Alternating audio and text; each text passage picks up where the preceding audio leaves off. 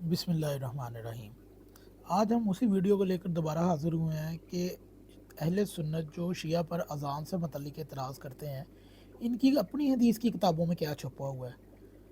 اہل سنت وہ مذہب ہے جو دنیا میں نہایت جاہل اور کم عقل اور کم علم اور احمق ترین مذہب ہے۔ یہ مذہب اتنا جاہل ہے کہ یہ اپنی کتابوں سے بھی ناواقف ہے۔ ان کی کتابوں میں کیا لکھا ہے کیا نہیں لکھا انہوں نے آج تک نہیں بتانا۔ جو ان کے علماء ان کو سکھا دیتے ہیں یہ اسی کی بات کو لے کر سارا دن بکواس کرتے رہتے ہیں سوشل میڈیا پہ۔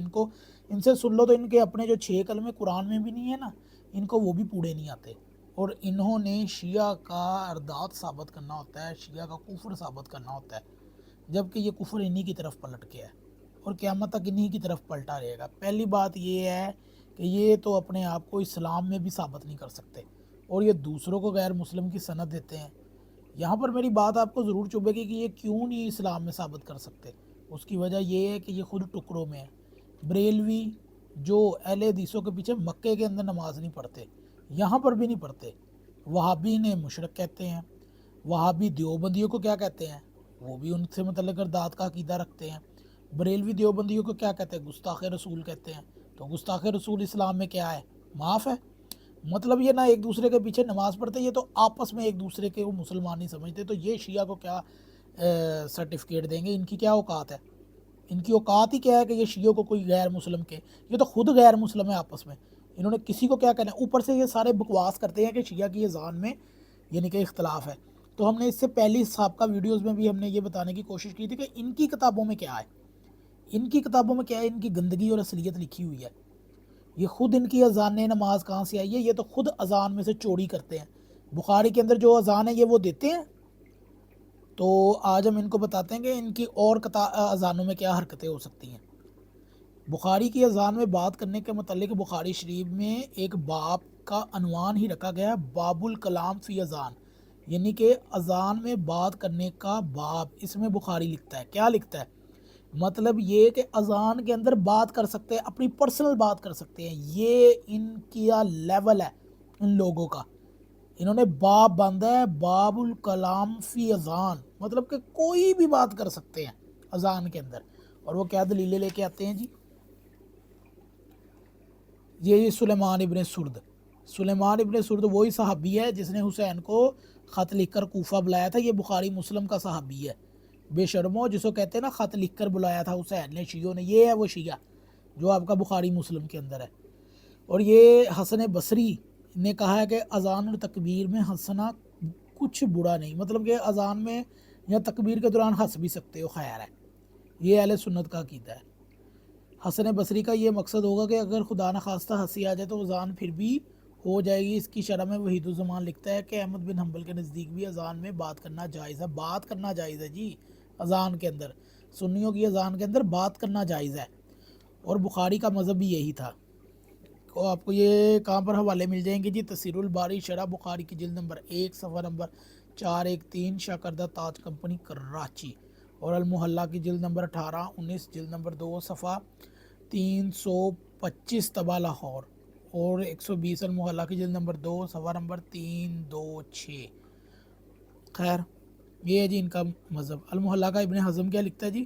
ابن حزم اذان و اقامت میں کی بحث کرتے ہوئے لکھتا ہے کہ ہر قسم کا مباح کلام اذان و اقامت کہتے وقت جائز ہے۔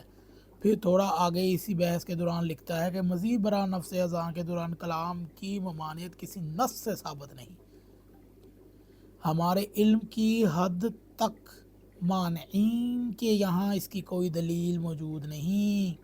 حزم آگے کیا کہتا ہے کہ سلمان ابن سرد جو صحابی رسول ہے جی، لشکر میں اذان کہا کرتے تھے، اذان دیتے وقت وہ اپنے غلام سے ضرورت کی چیز بھی طلب کیا کر لیتے تھے۔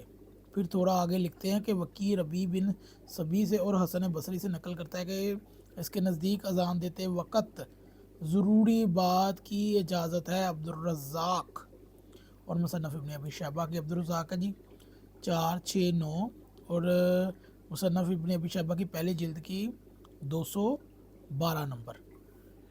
آگے ہم چلتے ہیں جی، یہ ہے جی اہل سنت کا مذہب۔ اذان کے اندر آپ کچھ بھی کہہ سکتے ہو، باتیں کرو، ہنسی مذاق کرو، ہنسے آئیں، ان کو جو مرضی کرے گی ان کے نزدیک جیسا، لیکن ان کو اگر چبھتی ہے تو شیعوں کی اذان چبھتی ہے، صرف اس اذان کے اندر ان کو علی چبھتا ہے اور کچھ بھی نہیں چبھتا سنیوں کو، صرف ان کو اذان کے اندر حضرت علی علیہ السلام چبھتے ہیں، اور وہ ان کو الحمدللہ قیامت تک چبھتے ہی رہیں گے۔ اچھا، عبد الرحمن الجزائری لکھتا ہے کہ اپنی فقہ کی تحقیق کتاب الفقہ مذاہب الاربعہ میں علامہ عبد الرحمن الجزائری لکھتا ہے کہ حنابلہ کے نزدیک غیر شرعی ضرورت سے بھی اذان کے دوران معمولی سا بولنا جائز ہے، مثلا کوئی بلا رہا ہو اس کا جواب دینا۔ عبد الحارث بصری روایت بیان کرتا ہے کہ ابن عباس ہم کو جمعہ کا خطبہ سنایا، اس دن کیچڑ تھا، یعنی کہ پانی پڑ رہا تھا، بارش ہو رہی ہوگی۔ جب مؤذن حی علی الصلاۃ کہنے کو تھا تو انہوں نے حکم دیا یوں پکارے الصلاۃ فی الرحال، یعنی نماز اپنے گھروں میں پڑھو۔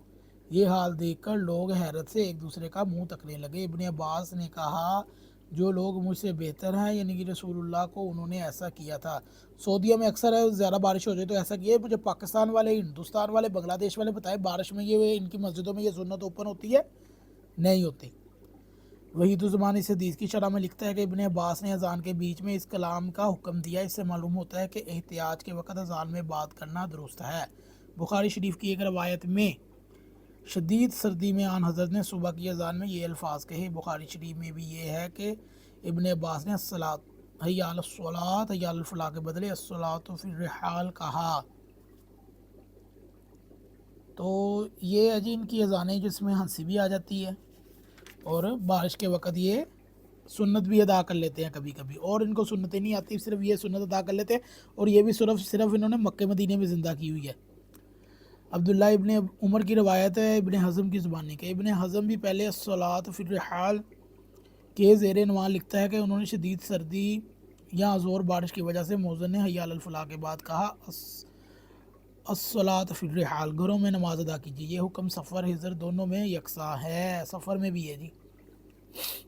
ویسے سفر کے اندر اپنے گھروں میں نماز کیسے ادا ہو سکتی ہے؟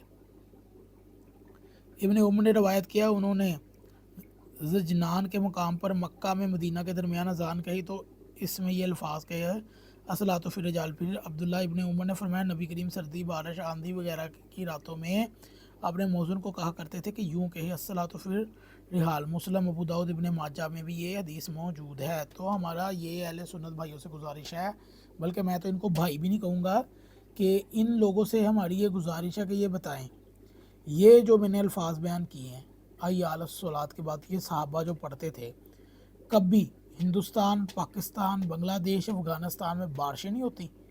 بنگلہ دیش میں تو بہت زیادہ بارشیں ہوتی ہیں، تو وہاں پر کتنی مساجد میں یہ کہا جاتا ہے؟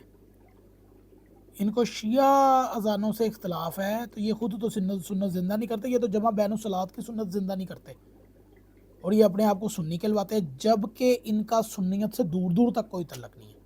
اور اوپر سے ان کی نمازوں کے اندر بخاری کا بھی یہی عقیدہ ہے، احمد بن حنبل کا بھی یہی عقیدہ ہے، یہ نماز میں باتیں بھی کر لیتے ہیں اور ہنس بھی لیتے ہیں، تو یہ دوسروں کے اذانوں پہ مذاق اڑاتے اچھے لگتے ہیں۔ اگر آپ کو ویڈیو اچھی لگے تو ضرور شیئر کیجیے گا اہل نواز سب کے ساتھ۔